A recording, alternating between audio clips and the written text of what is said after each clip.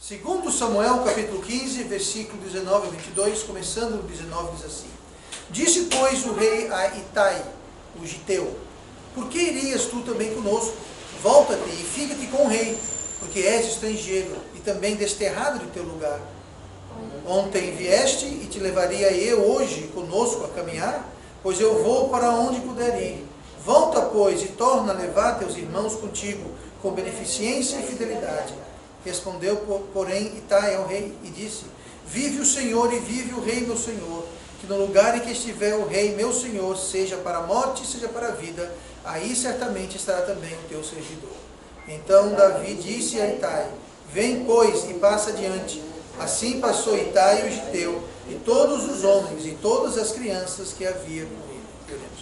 Quando o Pai abençoe a tua palavra, que o Senhor possa agora nos instruir, nos ensinar, que o Senhor me use esta noite, que eu puder, o poder do teu Espírito Santo, e que o mesmo Espírito Santo possa empoderar cada um de nós para ouvirmos com eficácia, ouvirmos com fé, ouvirmos para edificação. Abençoe tudo agora, te peço em nome de Jesus. Amém. E vamos então sentar, e nós estamos então continuando nosso estudo sobre a jornada de Davi, sua jornada à grandeza. Nós estamos vendo aqui nessa sequência que começamos, esse tema, o que fazer na catástrofe, o que fazer quando a catástrofe, o que fazer quando tudo na sua vida vai de mal a pior, quando tudo começa a desmoronar, começa a ruir, começa a despencar.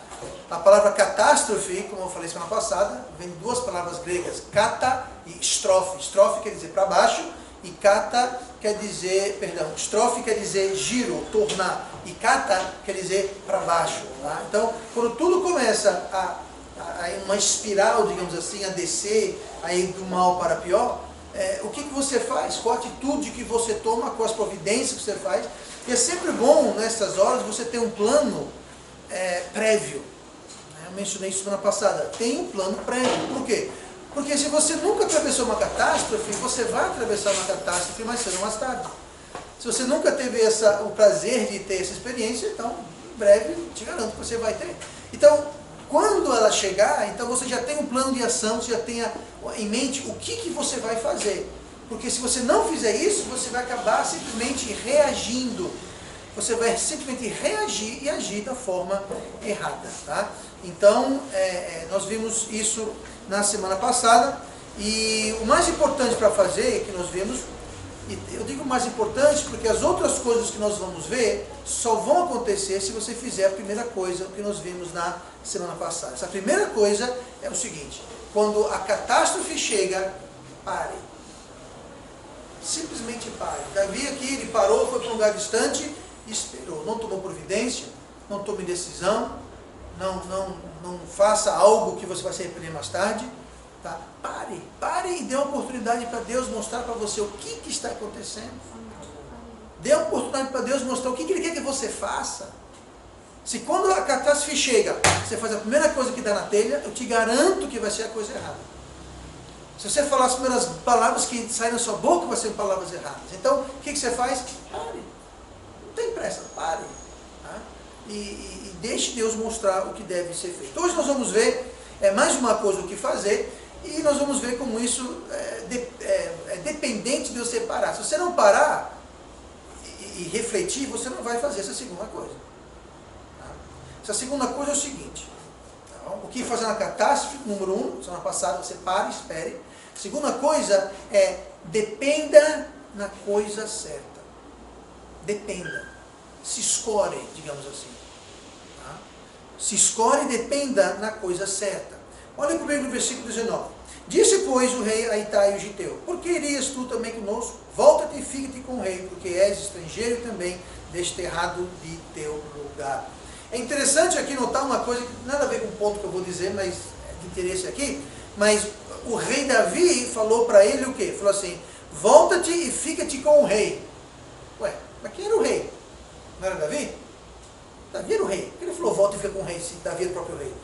O que ele está falando aqui é o seguinte: vai e fica com o rei, porque o próprio rei Davi já estava se referindo a Absalão como rei. Afinal, o rei Davi estava saindo, fugindo, se retirando, vagando o trono, vagando o palácio, E quem estava a caminho do trono, a caminho do palácio, era quem? Era Absalão. Então ele falou, vai vir com o rei. O próprio Davi já estava olhando, reconhecendo Absalão como sendo o rei. Ah, interessante que o Itai falou, não. Onde o Senhor rei, ele referiu a Davi como rei. Ele falou, não, você é meu rei ainda. Ah, mas é interessante notar como Davi se referiu a Absalão como sendo o rei, mesmo que por usurpação. Então, veja bem, nesse altura do campeonato, Davi não havia descartado luta armada. E de fato, mais tarde houve luta armada devido a essa rebelião de Absalão, muita gente morreu, etc. Mas ele não havia descartado, ele estava decidido ainda o que ia fazer, mas não havia descartado a possibilidade de haver uma guerra, um conflito armado. E então ele está fugindo aqui, fugindo de Jerusalém, mas mesmo assim, note como ele não fez questão, Davi não fez questão de tentar juntar para si mais seguidores, mais homens, mais soldados, mais lutadores. Ele não estava interessado em inflar, digamos assim, as suas fileiras. Ele viu esse tal de Itai e falou, volte, vá embora. Você não é nem da terra, volta para Jerusalém. Você vai vir comigo, o usurpador, meu filho, está vindo aí, pode ter luta, você vai tomar o meu lado, fique no lado seguro, fique no lado dele.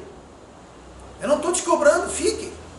Se eu voltar a ser rei, está tudo bem entre nós, mas fique, não precisa vir não. Ou seja, ele está literalmente fazendo assim, ó. Ele não está dizendo, venha, tu me ajuda, venha, não. Ele está literalmente tentando desencorajar Itai de segui-lo. Não só Itai, mas todas as pessoas que estão com ele. Então veja aqui o seguinte, que Davi estava dependendo em Deus. Davi não estava querendo juntar seguidores, não estava querendo aumentar a sua tropa. Ele está aqui mandando pessoas embora, no caso. Tá? Não conseguiu, ele acabou indo com ele, mas a verdade é porque Davi estava dependendo em Deus, e foi a mesma coisa que houve, se vocês se lembram da história de Gideão. Tá? Lá em Juízes, se olhar comigo em Juízes capítulo 7, rapidamente, vocês conhecem a história de Gideão. Deus chamou Gideão para uma grande batalha, para livrar a terra. E Gideão conseguiu juntar 32 mil homens. Cadê homem, né? 32 mil homens ele juntou para a batalha. A gente vê isso no versículo 7. Onde fala que... versículo 3, perdão. No versículo 3 fala... lá no final, então voltaram do povo 22 mil e 10 mil ficaram. Bom, se voltou 22 mil e 10 mil ficaram, ele tinha 32, né? Vamos aplicar as calculadoras para calcular isso. Tá? Então ele tinha 32 mil homens. Só que é o seguinte, Deus falou para Gideão que era muita gente. É gente demais. Agora, gente demais... Você pensa, pô, 32 mil pessoas? Só que o exército que estava contra eles era centenas e milhares, era muito maior do que 32. Era provavelmente 500 mil soldados. Eles tinham 32. Era muita gente, mas não era tanto assim quando você compara o exército que vinha para eles combater. Tá? E Deus falou muito. Olha no versículo 2 comigo. E disse o Senhor a Gideão, muito é o povo que está contigo, para eu dar aos medianitas em sua mão, a fim de que Israel não se glorie contra mim, dizendo, a minha mão me livrou. Deus falou, olha, eu sei que tem aí 1 milhão de pessoas, e eu sei que você tem 32 mil homens, que é um bocado de homens, mas eu sei que não é nem perto do suficiente. Mas Deus falou, eu posso ganhar essa batalha com 1 milhão? Deus pode ganhar. Ele falou o seguinte, se eu ganhar essa batalha para vocês, com os seus 32 mil homens, vocês vão achar que vocês que fizeram isso. Vocês vão começar a achar que vocês são os bons. Isso que ele fala. A fim de que Israel não se glorie contra mim, dizendo, a minha mão me livrou. Israel vai dizer, vitória, fomos nós, 32 mil homens, nós que ganhamos. E Deus falou, então não vou fazer isso. Então, num processo de seleção, Deus falou, quem tiver com medo vai embora, quem não tiver afim pode ir embora, quem casou pode ir embora, quem não tiver... Pronto. Aí caiu isso, foi caindo, até que ele falou... diga para o povo descer e beber água. Aí quem bebeu água de um certo jeito, ele falou, fique com esses. Ou seja, de 32 mil caiu para 300. Se estava ruim com 32, com 300 estava pior. Mas quem ia ganhar a batalha, quem era? Era Deus. Então Deus não precisa de milhões e milhões e milhões, Deus precisa só de Deus, dele mesmo. Tá? O versículo 3 fala: agora, pois, apregou aos ouvidos do povo, dizendo: quem for medroso e tímido, volte e retire-se apressadamente das montanhas de Gileade. Então voltaram o povo 22.000 e 10.000 ficaram. Tinha 22.000 covardes ali. Deus falou: quem tem medo pode voltar. 2/3, medo é comigo, tchau. Foram-se embora. Enfim, olha o versículo 7. E disse o Senhor a Gideão: com estes 300 homens que lamberam as águas vos livrarei, e darei os midianitas à tua mão. Portanto, todos os demais se retirem, cada um ao seu lugar. Deus falou: eu vou ganhar essa batalha com 300. Porque ninguém vai poder dizer que não fui eu. Deus falando, claro. Então, mas por que Deus fez isso? Deus fez isso pelo mesmo motivo que Davi estava fazendo. Davi não estava interessado em juntar uma multidão e ganhar a batalha. Ele não estava chamando: ei, Joabe, ei, Itai, ei, fulano, vamos juntar. Ele não estava fazendo isso. Ele estava saindo de Jerusalém, e a maioria das pessoas que o acompanhavam era a população, eram civis, não eram soldados. Eram homens, crianças, mulheres, idosos, assim, o irmão Silvano. Eram pessoas que... Ele não estava juntando uma guarda especial, guarda nacional, não estava juntando uma tropa de elite para ir com ele, não.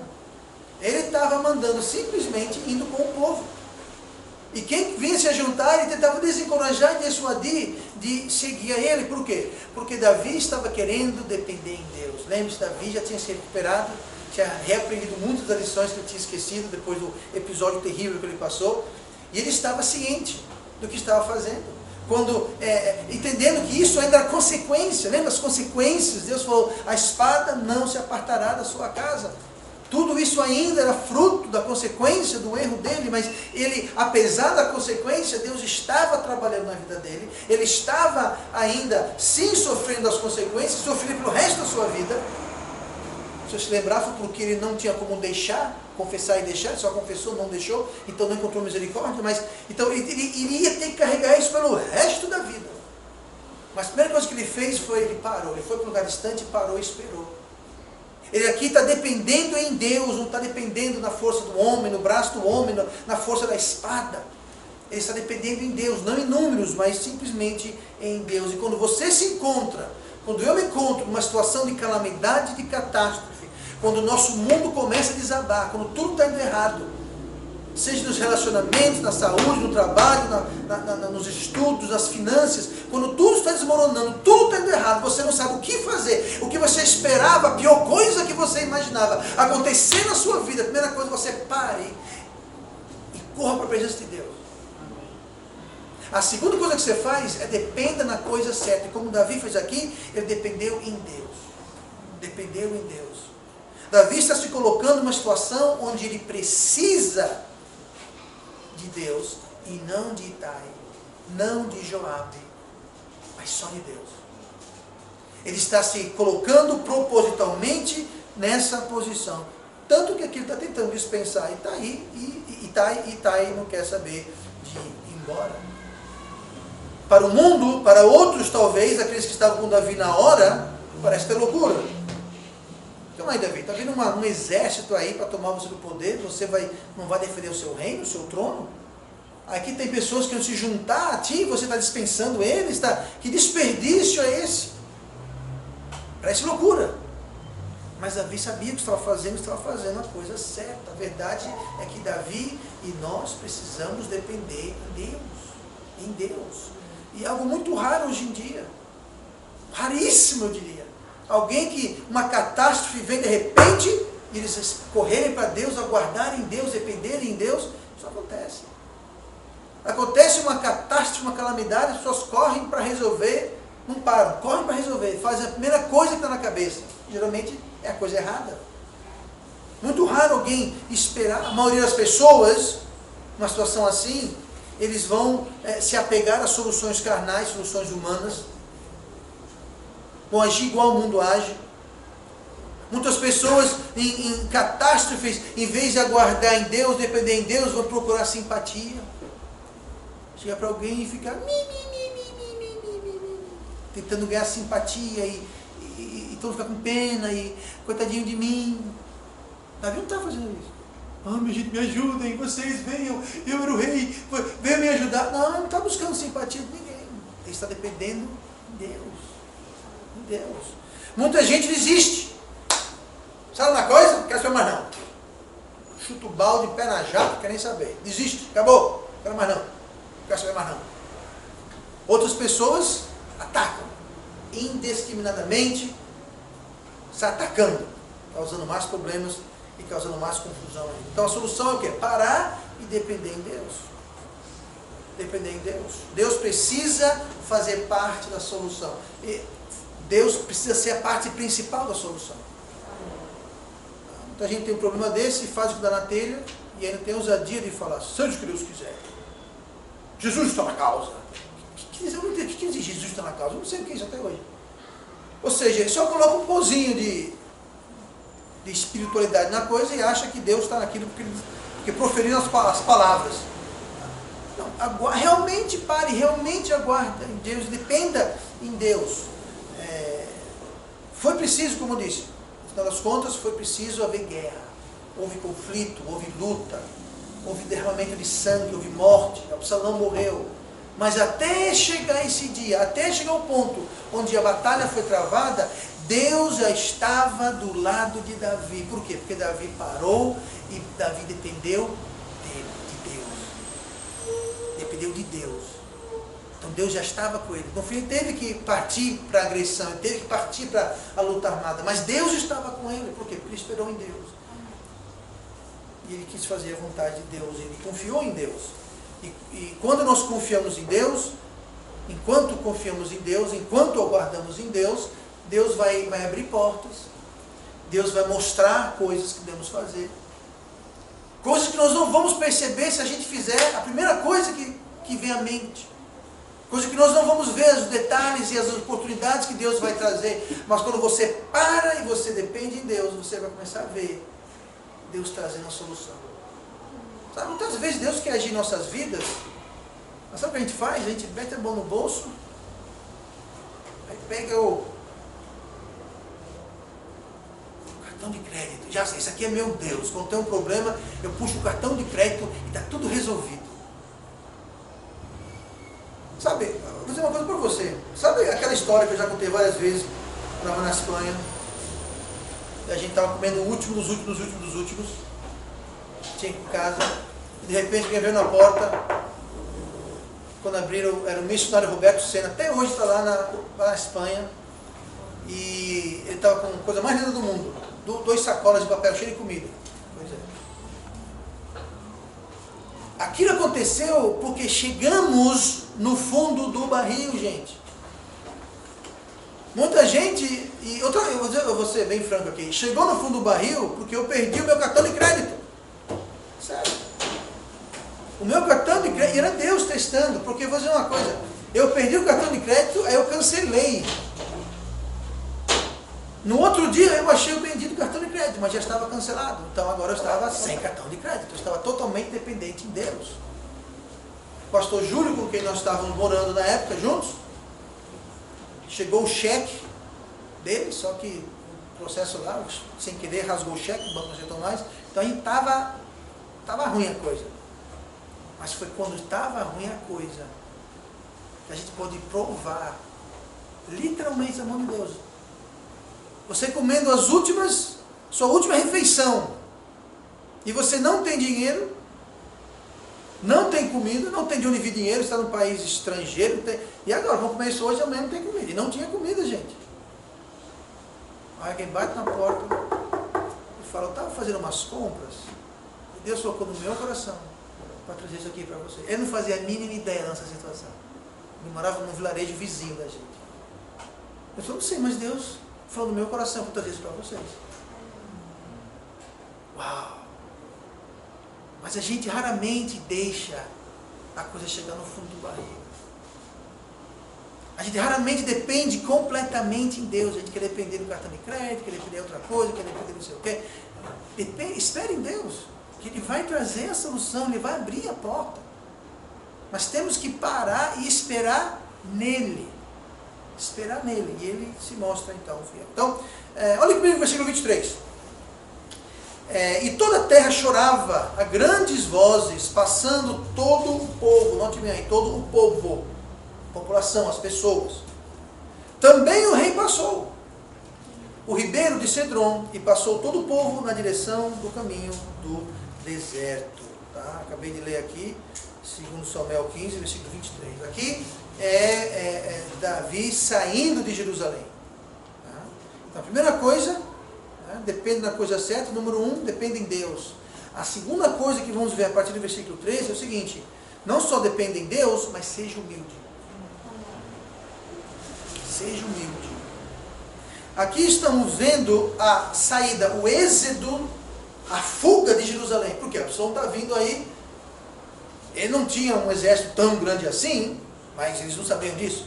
Chegou a notícia: Absalão está vindo aí com um exército, ele vai tomar o trono e vai tomar o poder. Então está todo mundo fugindo, com medo de ser morto, com medo do que vai acontecer. Então não bastava a população. Você imagina a população levando tudo que pode carregar de utilidade, abandonando muita coisa, carregando em mãos, carrinhos de mão, carroça nas costas. Você vê aí também, não só isso, mas os soldados estão saindo, os nobres estão saindo, a família real saindo, levando o que pode. E no meio do povão, no meio do vulgo, no meio daquele fuzuê todo, sabe quem está lá no meio ali do povão? O rei. Ali, ó. Também o rei passou. Passou todo o povo e o rei também passou. O rei passou junto. O rei não estava numa carruagem, um cavalo branco, cercado de segurança, daquela pompa toda, num limusine, com batedores na frente e bandeira, parando o trânsito. Não tinha nada disso. Ele foi com o povo. Ele foi junto com o povo, se colocou no meio do povo, junto com eles, no meio deles. Não fugiu secretamente, não se disfarçou. E todos foram na direção do caminho do deserto. Ele não falou: vocês vão para lá que eu vou por aqui, depois a gente se encontra, viu? Vou levar aqui meus guarda-costas para me proteger, vocês se virem. Não. Ele foi junto com o povo. Ele foi junto, no mesmo nível. Por quê? Porque Deus sabia, Davi sabia que Deus estava por trás de tudo isso. Davi confiava em Deus, sabia que Deus estava encarregado de tudo, sabia que Deus sabia de tudo. E ele lembra do que foi dito pelo profeta Natan, que a espada não sairá da sua casa. Seria isso a disciplina de Deus? Davi não sabia. Seria isso o diabo querendo fazer confusão na vida dele? Davi não sabia. Isso aqui é antes de ele parar, isso aqui é a fuga, até ele ir parar, para tentar entender o que está acontecendo. Mas ele foi humilde de sair junto com o povo, humilde de bastante confiar em Deus. E a melhor forma de você abreviar a disciplina de Deus na sua vida é com humildade. É com humildade. Se Deus tem que fazer uma obra na sua vida, trazer uma disciplina na sua vida, e você quer abreviar, encurtar aquilo, seja humilde. Seja humilde. A humildade abre o coração de Deus. O caminho mais rápido para o coração de Deus é a humildade. E o caminho mais rápido para fechar o coração de Deus para você é o orgulho. Aquela pessoa que acha que sabe mais do que Deus, que tem os seus desígnios são melhores do que Deus. A pessoa que acha que é... Essa pessoa está com problemas. Tiago 4, versículo 6. Antes de dar maior graça, portanto diz: Deus resiste aos soberbos, mas dá graça aos humildes. Aos soberbos, sabe o que Deus faz? Ele resiste. Você está vindo para cá, Deus fala assim: resistir você. Você pode até vir, pode empurrar, não vou resistir você. E pergunto: quem resiste à mão de Deus? Quem é maior do que Deus, mais poderoso do que Deus?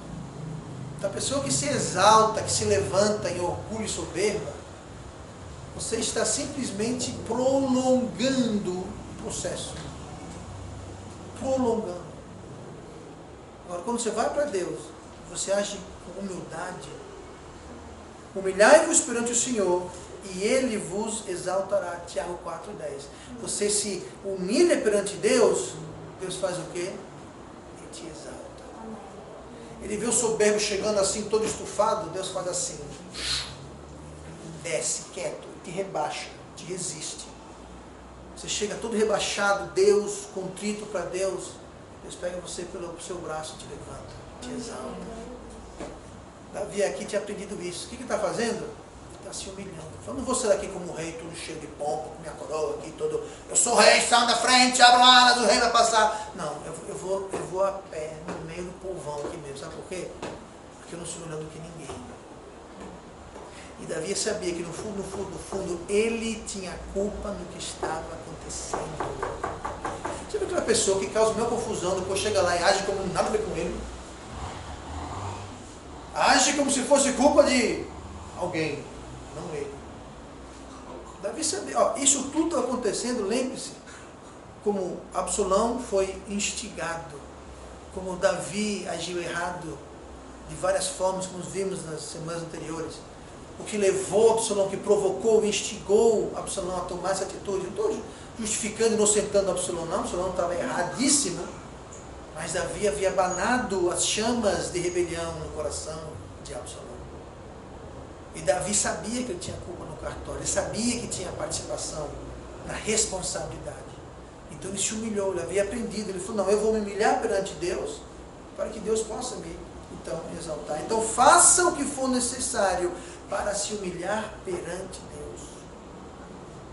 Se for necessário essa humilhação perante Deus, quando for humilhação perante Deus, é você se submeter ao que a palavra de Deus fala. Sabe, eu já me dei com casos quando a pessoa, para se humilhar perante Deus, teria que tomar certas atitudes que eles não estavam dispostos a tomar. Não, eu não vou fazer isso. Então, tudo bem, então não faça, você tem essa opção. Agora você não está se humilhando perante Deus. Você está sendo soberbo. E a quem é soberbo, Deus o quê? Resiste. Você não fez isso? Fiz. Então, assuma as consequências. Ah, não, eu não posso fazer. Ok. Se tais pessoas se humilhassem perante Deus e fizessem o que Deus pede, o que Deus especifica na sua palavra, seria abreviado a disciplina, seria abreviado a contenção, seria abreviado toda aquela situação. Mas não. É o orgulho. Eu não vou fazer isso. Eu não me recuso a fazer isso. Ok, não tem problema. Davi aqui, não tem problema. Não, eu não vou fugir como um rei, vou fugir como um povo. Junto com todo mundo. Seja humilde, dependa em Deus e não em você. Provérbios 3, versículo 5. Confia no Senhor de todo o teu coração e não te estribes no teu próprio entendimento. É justamente isso. Você confiar em Deus e não se estribar. Essa palavra estribar quer dizer não se... está falando sobre orgulho. Não seja orgulhoso para ficar confiando no seu próprio entendimento. Confie no entendimento de Deus, na palavra de Deus, não no seu próprio entendimento. Ah, porque eu acho. Gente, sabe o que eu acho e o que Deus acha do que você acha? Ninguém está nem aí, nem eu nem ninguém está nem aí. O que você acha? E você esteja nem aí para o que eu acho. E o que a gente acha, francamente. Agora, o que Deus diz, aí é outra coisa. E tem muita gente que pega a Bíblia aqui, tá? Vão lá no Google, é o que eu chamo de... não é teólogo, é teogoogle, entendeu? Eles são teólogos do Google, eles vão lá e acham alguma coisa e não, é isso que eu vou fazer, e porque e pronto, eles decidem em cima de uma loucura e se recusam a submeter a palavra de Deus. Eles se estribam no seu próprio entendimento. Nada mais é do que não confiar em Deus. Orgulho e confiar em Deus são duas coisas interligadas. Por isso que aqui depende da coisa certa. A primeira coisa, depende em Deus. E número 2, seja humilde. Porque quem é humilde, confia em Deus. Quem é orgulhoso, não vai confiar em Deus, vai fazer as coisas do jeito dele, no seu próprio entendimento. E quando a gente faz isso, Deus resiste. Deus bota um breque. Você está passando, Deus bota um pé assim para fora para você cair. Não, humilhai-vos perante Deus, perante o Senhor, e Ele vos exaltará. Por isso que vemos aqui Davi, junto com todo mundo, atravessando o ribeiro, como qualquer um deles. sem pompa, sem circunstância, sem trombetas tocando na frente, sem bandeiras balançando, nada disso. Ele foi em humildade. E o caminho mais rápido, como eu disse, o caminho mais rápido para o coração de Deus é através da humildade. Deus não resistiu e concedeu a Davi. Davi foi vitorioso.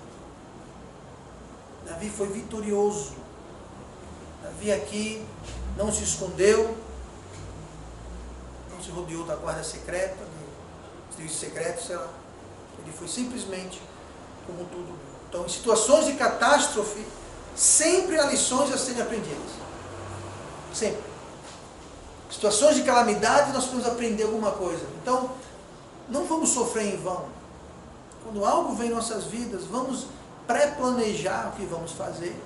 E vamos aprender, vamos deixar que aquilo, em vez de nos destruir, nos construa, nos edifique, nos fortaleça o nosso caminhar. A maior tragédia de uma tragédia é não aprender com a tragédia. Você passou por tudo aquilo, não aprendeu nada. Então vamos aprender com a tragédia. Porque senão estamos fadados a repetir a tragédia de novo. Então vamos aprender, vamos lembrar de depender só em Deus, de ser humilde.